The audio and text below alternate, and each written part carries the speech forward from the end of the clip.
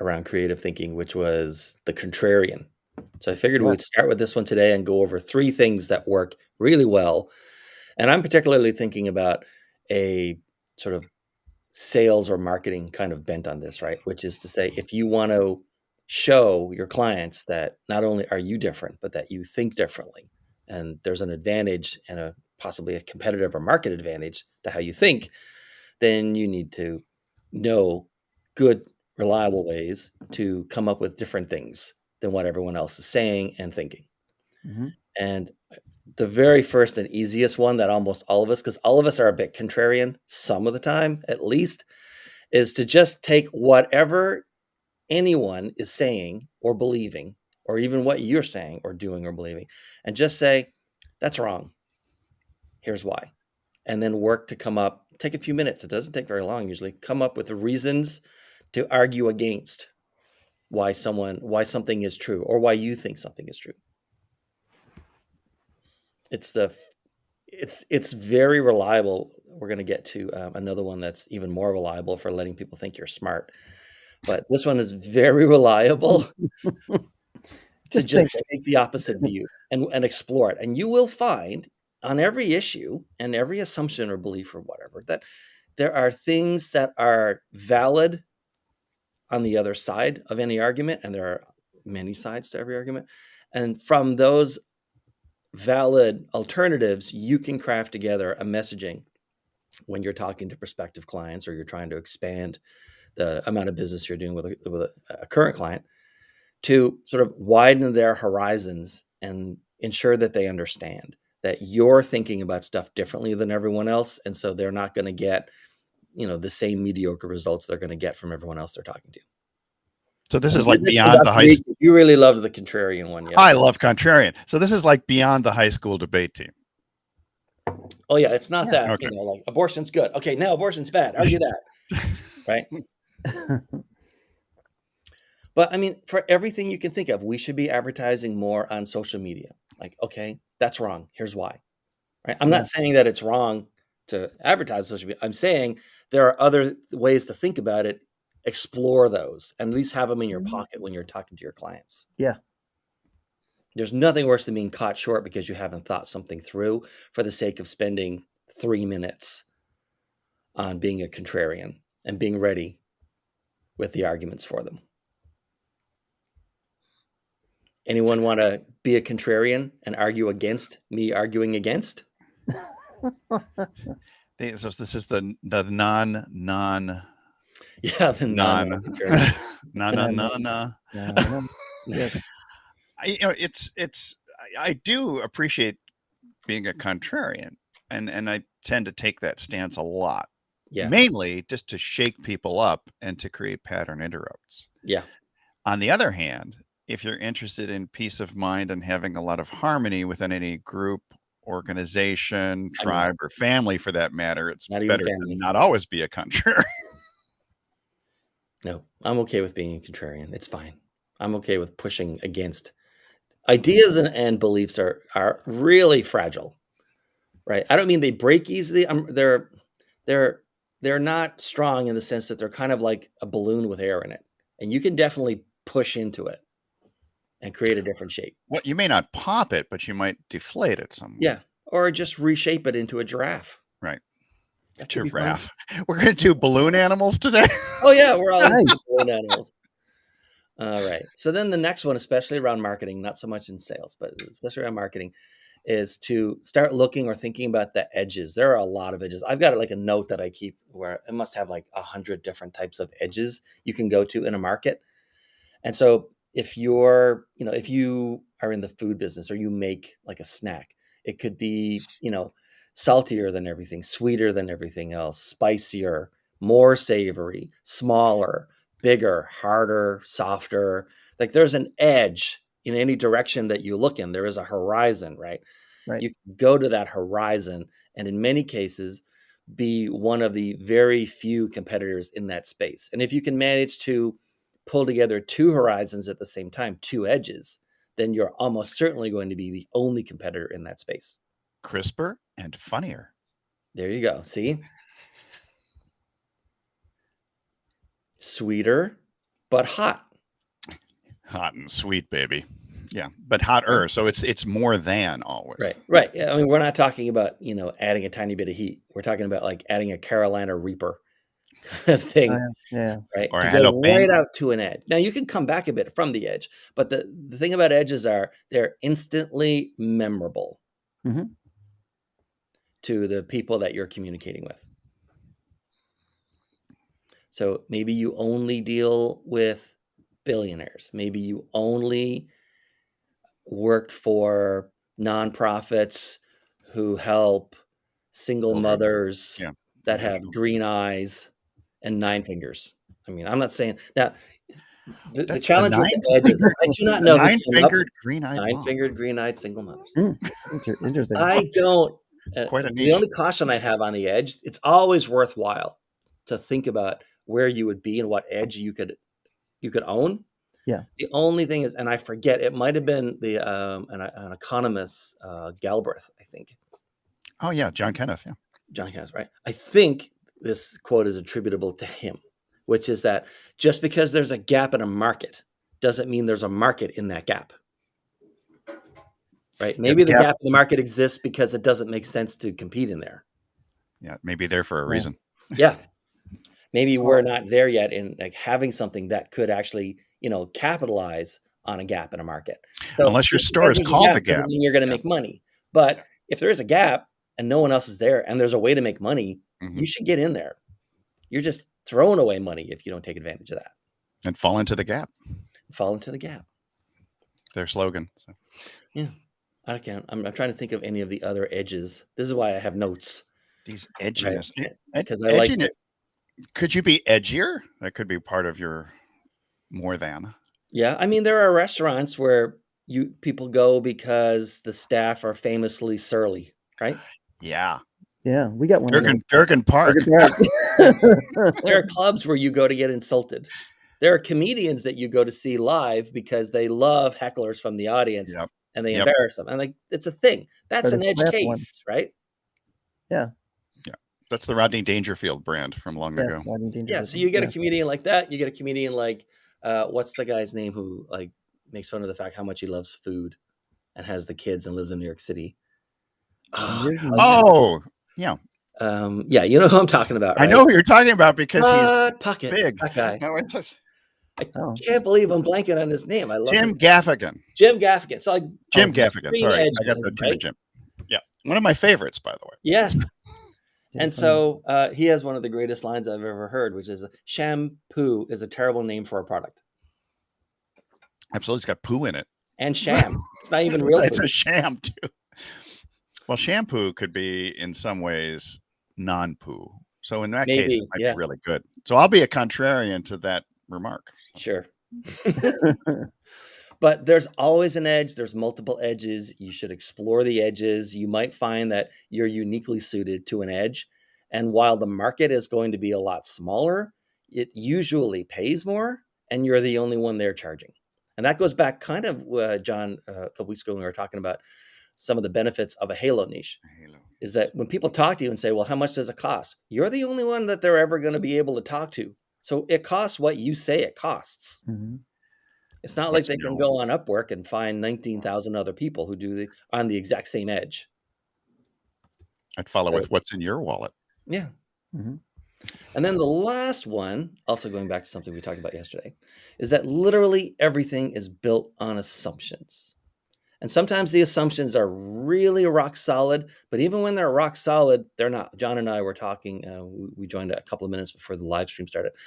And I'm looking at a bunch of tripods and cameras that are like 6 feet away from me. And the makers of the tripod that's holding the camera that I'm looking at right now made an assumption that gravity would exist wherever I'm going to use the tripod. And yet you can think about, well, that means this tripod is definitely not suited to the space station. Right. And then gravity on Jupiter. Like gravity will be there. You still can't always assume, right? Yeah. So somebody makes tripods or some way to mount a camera in space stations and shuttles. Mm-hmm. That company like looked at it and said, you know what? What if gravity didn't exist? What if we can't assume that gravity will be there? How do we make something that doesn't even depend on gravity? You position yourself as the zero gravity tripod specialist. Right. Yeah. There might be a gap there. Whatever you're thinking of, whatever market you're in, whatever kind of customer you're going after, whatever. I mean, I'm working through something like this right now because there are in all of the companies that I talk to, all of the marketing departments for these mainly tech companies and complex manufacturing and stuff. They've always had the assumption that if you're going to have a webinar, you have to do it yourself. And they've never, ever thought about the fact that you could hand over the entire process to someone else to do it for you, except being the presenter, probably. And so the response I get back is, I literally had no idea such a thing like this even existed. Let's talk. Well, these assumptions are really interesting because, even if you write a joke, you have to accept the premise in order to get to the punchline. And so in this, an assumption. Yeah, it's an assumption. I mean, everything's an assumption. If you're building a religion around something, let's say you assume that there's a God, and then every other idea flows out from that. Yeah. And you assume that all of the other gods and people who believe in them are wrong. Yeah, another assumption. Right. If you know the comedian Ricky Gervais, I saw a conversation once that he had with, I think it was Stephen Colbert.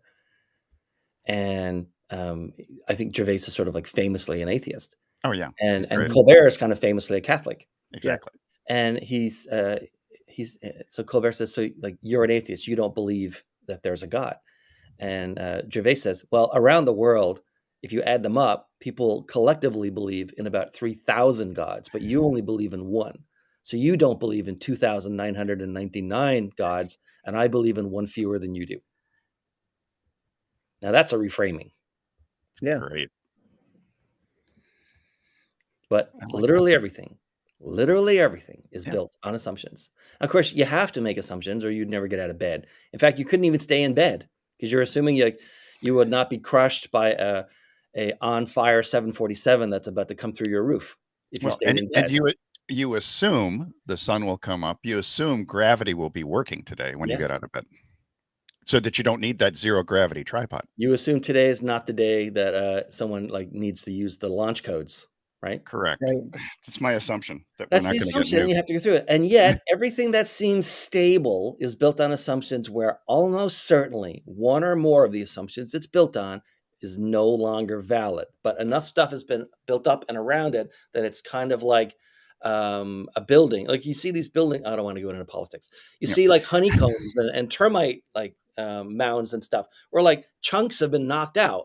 Right? Something was there at one point and it was a base that something else was built on. The chunking get knocked out and the thing still stands. Well, your business is built upon trust, upon faith that you can deliver something, do some good in the world. And so it's that know, like, and trust factor, or know, love, and trust factor, whatever you want to call it. It's the assumption is that you're good at what you do. Right. I mean, the foundation of every small business is that if someone else has a problem, they're willing to pay to get solved. I mean, that's all a small business is someone paying someone else to solve their problem. Very good perspective. I like that. And so you're assuming they're making assumptions on you being able to deliver, and you're making assumptions that the problem is worth someone's money to solve. You might be wrong. Or you might be wrong in the other direction. You're not charging nearly enough. Yeah. But you can charge a lot more if you've got a really expensive coffee and you build it up to something spectacular. Yeah.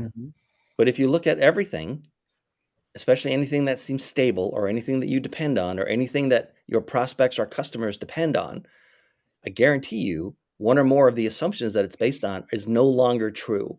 It doesn't mean everything's going to fall down, but it means something's broken and there's an opportunity for you to fill the gap that the assumption no longer fills, or that they're free of something that they thought they were constrained by, but really aren't anymore.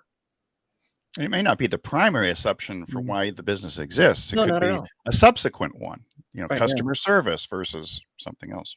I mean, look at the last 2 years. The assumption was that except in a few specific kinds of professions, working from home wasn't productive. And you couldn't run a company with everyone working from home, right? You might have a small software company and that could work. You could have like a design agency kind of thing that could work, but not if, it's a kind of place where people need to show up at an office and get work done. And it turns out that the economy chugged along quite well. Thank you very much. Mm-hmm. With people actually got more done. Of the population staying home. Yeah. People got more done at home than they did in the office because there wasn't water cooler conversation. There wasn't people distracting them in the break room, everything else like that. I mean, I've had to work, either I was traveling or working from a home office for the last 20 plus years. And then when everyone had at the corporate headquarters of the last company that I worked at, when I had my last corporate job, when they all get sent home, about a week and a half, 2 weeks in, I was having a conversation, and one of my coworkers was talking about, to me, just as a one-to-one conversation, how it didn't seem like there was as much to do anymore. Like business must be slowing down. And I said, well, think about it. You're doing as much as you've ever done. It's just that no one ever bothered to tell you that if you go into an office, it takes 8 hours to do 3 hours of work. Yeah. Now you do 3 hours of work and you're wondering, what the heck am I going to do for the rest of the day? It's the concept of business versus busyness. Right. Mm-hmm. So you strip away all of those assumptions. People, need other people. People want to be in open floor plans, which I despise. They're so noisy, I can't get anything done, right? Me too. Right? People need to drive to work and then drive home, and all this stuff. And all those assumptions get knocked down, and it turns out everything worked fine because the termite mound it still had enough. The main core of the whole thing wasn't the commuting and the being in the office and the water cooler and whatever. It wasn't any of that. It was just people who knew what they had to do and then doing it. And it didn't matter where they were. Mm-hmm. So everything stable is built on assumptions, and at least one of those assumptions is no longer true. It's worth your while to look at it and see what doesn't make sense anymore. Either something that was a constraint isn't a constraint anymore, or something that was dependent on isn't actually dependent on anymore. And there's an opportunity there to make a new business. Cool. That's about it for me. What do you guys want to say? This is our last one. And since John and I started, last one of the month, because it's the last day of the month, also the end of Q1, if you're in sales or anything else that requires wrapping up stuff, I'm sure you know by now it's the end of Q1. But we also talked about how let's get online and make videos every weekday that we can. Mm-hmm. And we made 20 of them in March alone. Cool. We did. From 0 for all of the last many decades. Like 0 to 20 in under 30 days. There you go. Yeah. That's very slow for a car, but it's not bad for a bicycle. In life, it's not bad for someone who walks backwards. Exactly. I mean, it's interesting too about that. The whole thing about the major assumption was made, particularly by middle managers, that butts in seats indicates productivity. Right. Yeah. I always found that to be fascinating, and yet yet there's so many distractions. And plus, people are playing. You start seeing the memes and other things where people are playing solitaire while they're in the middle of a business meeting, and meetings are probably one of the biggest wastes of time. The assumption is that a meeting is going to make things happen. Yep. That's a dangerous assumption. Yeah. And you see it in air traffic, by the way. Tourism-based air travel has come roaring back. Mm-hmm. But business travel is still limping way behind it, because I don't know if it'll ever recover. Need to travel much anymore. No, right. There's not as much need. No. People are more comfortable with Zoom and Restream and StreamYard and all these other things, and they can have all kinds of stuff at home. And you think about it too, the whole concept of commuting to an office is so bizarre. Yeah. When you have technology that enables you to still connect with people without the gasoline consumption, the headaches, the motor vehicle accidents, traffic jams, pollution, all the other things that go along with it. Pouring liquefied dinosaurs into your gas tank. Yeah. Liquefied. I thought they were liquefied plants, not just dinosaurs. A little bit of everything there. Vegetation. Coal, everything else. It made no sense. But the assumption, so every time you approach a webinar, Dean, do you run through these assumptions with the people for whom you're writing? Yeah. Okay. Yeah, that and usually I don't put them through the exercise. I do the exercise, and then I go to them and say, what about this? And what I like to do, and this is where I'll tell you, a hard rule is that I will always insist that as part of the sort of scripting and prep process, we come up with with their help, at least 2 questions ourselves, because the last thing you want is to turn over to a Q&A and it's just crickets, right? Right. Yeah. So we always come up with 2 questions that the host can ask, or we can put in the chat, or someone asks, or they just like include it as part of the presentation. I commonly get asked these 2 questions, and I have styles of questions. Let me see if I can find it for you. That's pretty cool. I have 6 styles of questions. Styles of questions, as opposed to the questions themselves, or the Right. style The in which you questions. ask things. Like, Right. if you were a tree, what kind of tree would you be?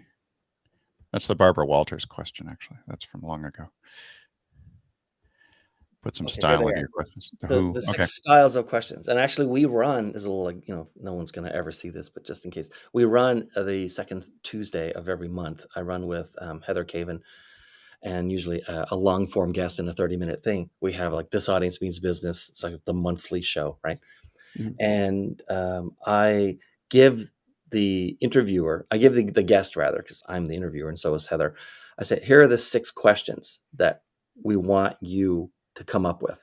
And they say, you want me to come up with the questions? I say, yeah, there's 6 styles.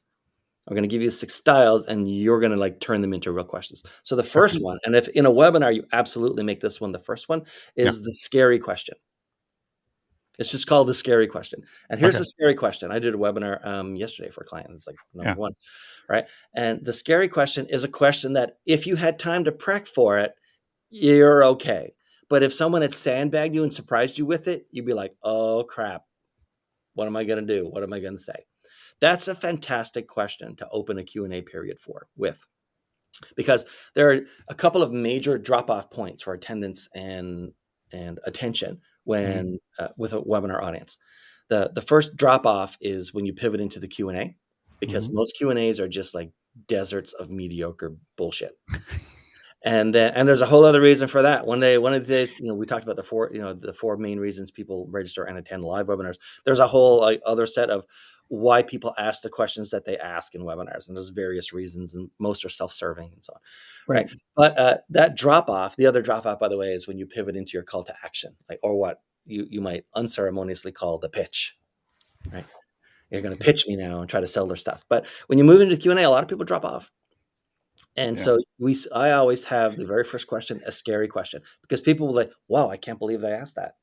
I want to know the answer to that. Like the one for yesterday was, they talked about, here's a gigantic competitor of yours and here's their product. Why wouldn't I buy that? Like, you would not want to get surprised by that question if you thought you were in front of a friendly crowd. Mm-hmm. But people will stop and listen. It's like, yeah, I was kind of thinking that. Like, why would I? This reminds me of my dad. Only insofar as I'm not going to take long on this. What racket was this about? No, not another racket.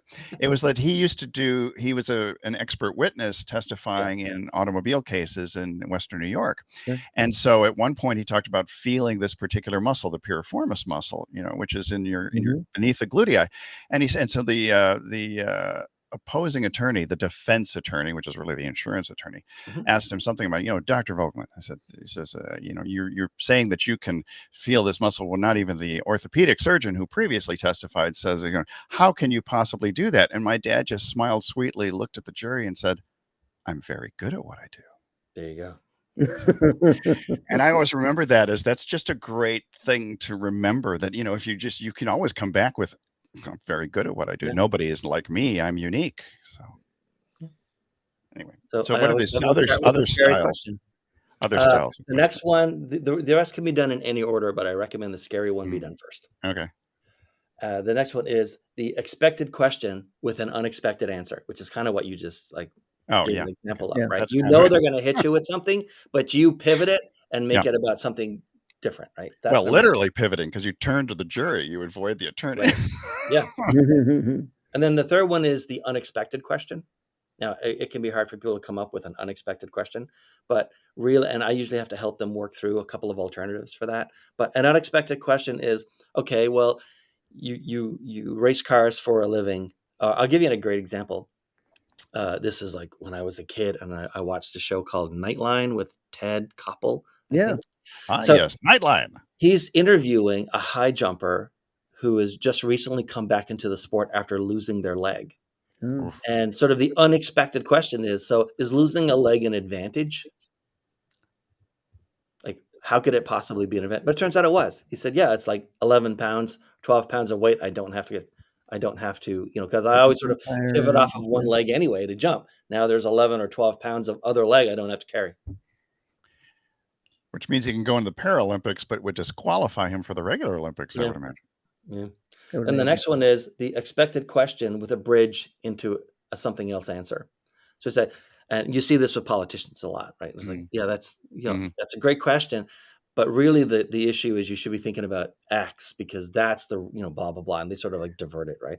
We build those in just because it keeps the whole point of these is to keep the audience thinking they're going down one lane and then you're in another lane, and they won't hang up until they know how it's finished. Different lane or different rabbit hole. Right. And then my other one is just a straight up, you're asking the wrong question. So like we'll ask them the question and then they'll say their answer is, look, that's actually the wrong question. It's not about how much paid advertising you're doing on LinkedIn. It's about the consistency of your blog posts and connecting with people individually and finding influencers. Like so that question is, you the interviewer are going down the wrong path. Your audience is going down the wrong path. This is the real thing that gets you to the positive future. So it's not a question. I mean, you're giving that to them saying that's wrong. And then you follow it up with a question. Is that correct? Or yeah, we basically build both parts for them. Got it.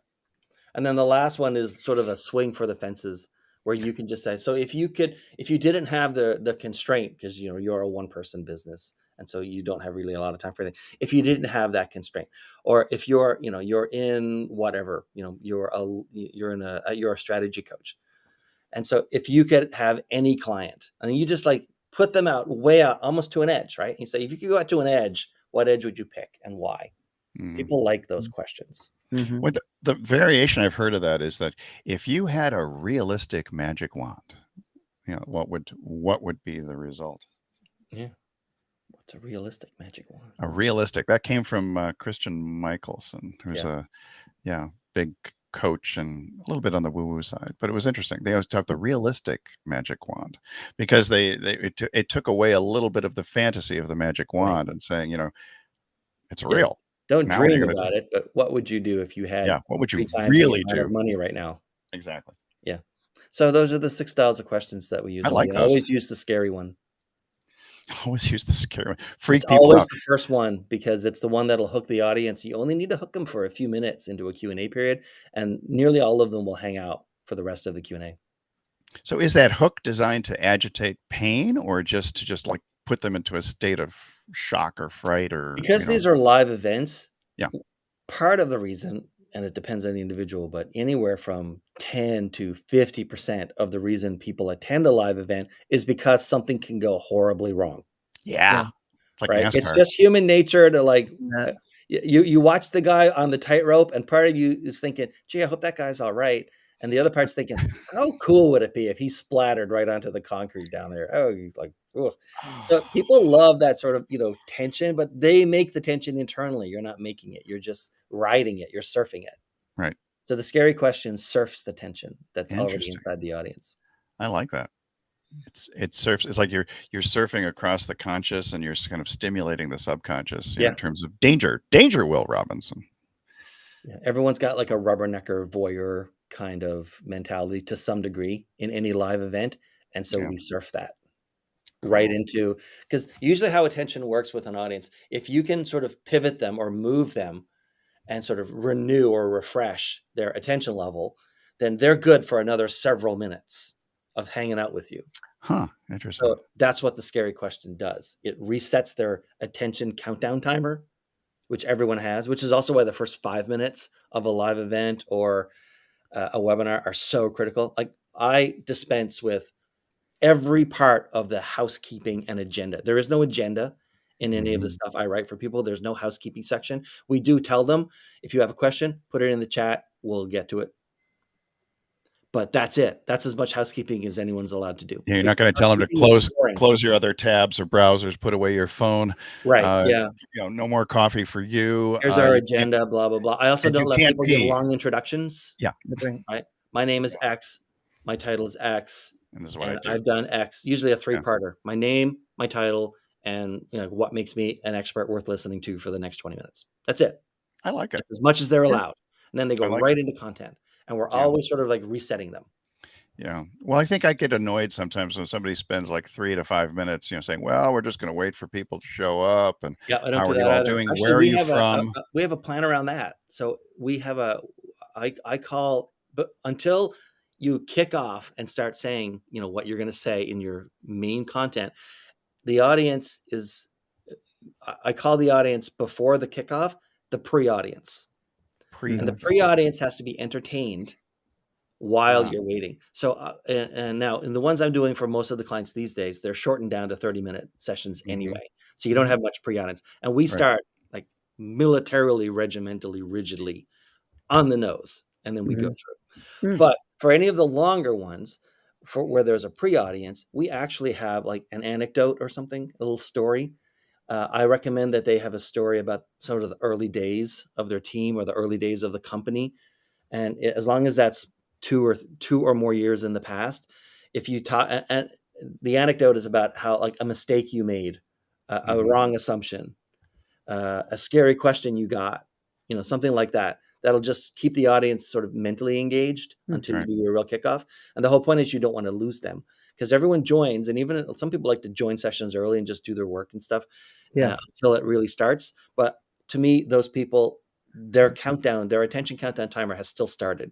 And you're only going to get somewhere from 3 to 8 minutes of courtesy attention at the beginning of a live event. And when that sort of, glass is empty and not just like half full but gone, then unless at that 1 second where they're about to click out you happen to say something that's engaging for them, and the odds of that happening are very small, you've lost them.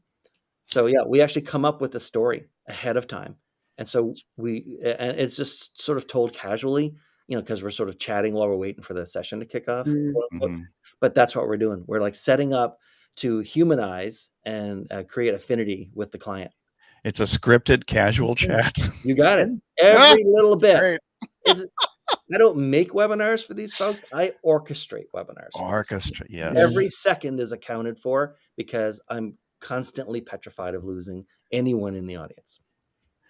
Now, is that a 3 minute or 5 minute? You said up to 8 minutes? That seems like a long time. You get about 8 minutes of courtesy attention at a maximum, and it is a very long time. But those are the people who are always showing up 5 minutes early so that they can just be on, but they're still checking their mail, and they probably got you on mute or themselves on mute or whatever if it's a meeting.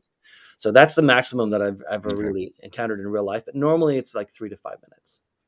So you have an anecdote or a little story or a little foible. It's like, oh yeah, we totally screwed the pooch on that one early on. We thought it was going to be X, and it turns out the customers wanted this, and we had to turn it around. And we had weekends where we really scrambled, but we finally got that done. But I wouldn't want to go through that every day, kind of stuff, right? And then it's like, oh yeah, well they're people like us.